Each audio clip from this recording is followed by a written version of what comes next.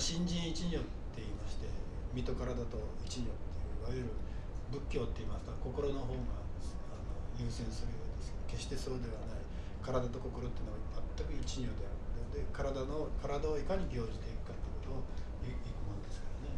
そういうふうに言ってるというふうに思います。今日実は書いてきたんですよ、少し。これ新人一如ね。これが一番のメインです。ここから新人一如ね。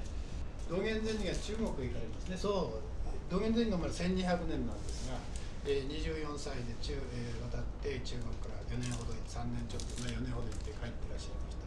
その時に帰ってきて、日本に着いた時の一番有名な言葉ですね。ただただ眼能美直、目は横に鼻はまっすぐついている、当たり前のことが当たり前であるということが分かったっていう、これが道元禅師の帰国の言葉です。空主元凶、お土産は何にもなかったよ。どんな素晴らしい宝があるかと。仏法を学ぶとどんなに素晴らしいもの、そんなもん一つもなかった。眼能美直がある。それしか分からない。これはそういうことを言ってらっしゃいますね。で、中国、日本に帰ってきて一番言ったのは士官多座っていうこと。これを聞いたことございますでしょうかね。士官多座。ただただ座に打ち込むというね。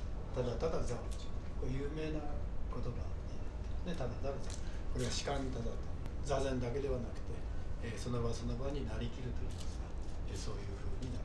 これが大変難しいんです。士官多座っていうのは何のために座禅をするかって考えますし、何のためにっていうで、これをしたら何か得られるだろうとかって、そういうことにとらわれてばっかり、そういうものを手放しにしようっていうのが士官多座ですから、目的のないことをやるっていうんですから、これはなかなかね、座禅をしてましてもね、やらんこと考えると今の世の中違いますからね。目的のことがあってね、だから全くそういうことです。道元禅師の教えの、根幹の一つですね、首相一如、師匠不二という言葉もありますけどね。首相一如、首相不二、こういう言葉があります。これは、修行の修ですね。修行の修、これは修、これは悟り。修行と悟りと、それは一如である。不二とも言うんです。二つで別ではないっていう意味です。ね、これどういうことかっていうと、普通私たちが考えると、修行をして悟りを得る、ね、修行をしてだんだん段階を踏んでいって悟りという、お釈迦様と同じような境界に達するという、いやそうではないっていうんですね、道元禅師。修行と悟りというのは別物ではない。毎日日常定の中でこの修行をしている、そのままが悟りである。ですから日常こういう毎日こうやって、お食事いただくことも、他のことでいろいろな道を歩くことも全てそれは手段ではない。このホテル藤田の方へ来る時にも、駅から私歩いてきましたけど、歩いてくるというのはここへ来るための手段ではない。これが道元禅師の悟りの言葉です。信心脱落、脱落信心。これがまた難しいんですけどね。なんていうか、身も心もちゃんと落としてしまえっていうことですからね。身も心も落としてしまえっていうことですから、もう頭の中で考えるのやめなさいということなんですよね。これがほとんどの悩みとか苦しみとかっていうのは頭の中の脳像が作り上げているというふうに捉えていきます。ほとんど頭の中でこねくり回していく、もっと、道理をしてちゃんとよくよく見つめていくと、そういうものは自分の中で繰り返し増幅していっているものに過ぎないんだという、それを全部捨てなさいというような意味合いだろうと思います。道元禅師の素晴らしいところで、そういうふうに信心脱落、信心を脱落するだけで、脱落が信心であって書くんですよ。脱落が信心であるという、これはもう禅を学ぶときの道元禅師流の表現です。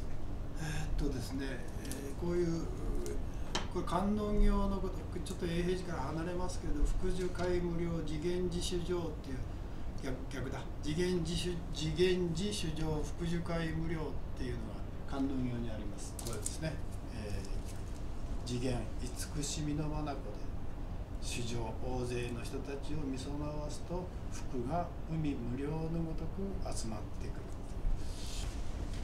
これが最近わかるんです。わかるんですね。なぜかって言ったらやっぱりそのみんなこうやってここに一緒にいますけれども、心の持ちようっていうのはみんな違うわけですね。自分の見る世界っていうのは同じものを見ても同じように見ていない世界がありますね。人間っていうのは常にそうですね。全くその、見る人によって同じものを同じように受け取るかっていうと違う世界を見ている。これはそうなんですね。それを私たちはどう見ていくか。そして心が澄んでくると物の見方が変わってくる。慈しみの眼っていうのが次元というものが深くなってくると見るもの聞くものが尊くなってくる。そうするとそれを福という尊く見える世界、自分が同じ形は変わらない、何も変わらないけれどもそういうものの見方ができるものはないけれども周りの人を温かく見ることができる。何を見ても悪く受け取らない心が出来上がっていく。これを幸せ、それを福というんだ。これも法華経の中の受領本という言葉ですが、上映悲観心追症、常に悲観ですね。悲しみを感じるという、見る、観音様の観じゃないですね。上映悲観、心はついにお悟りを開くっていう、常に悲観、人の悲しみ、自分の悲しみ、そういうものをしっかり受け取っていく。いや、無常感ですね。無常なる世の中で今皆さん方もこうやってここにいるけれども、これは一時でしかないはずですね。そういう中に生きているんだっていうことを感じることが悲観ですね。生老病死、ね、病になるとか、そういう人間っていうのはそういう中にあるんです。そういうものを深く見ていくことで心は正悟して悟り、それが悟りというふうに、それが福につながっていくというふうに言われまして、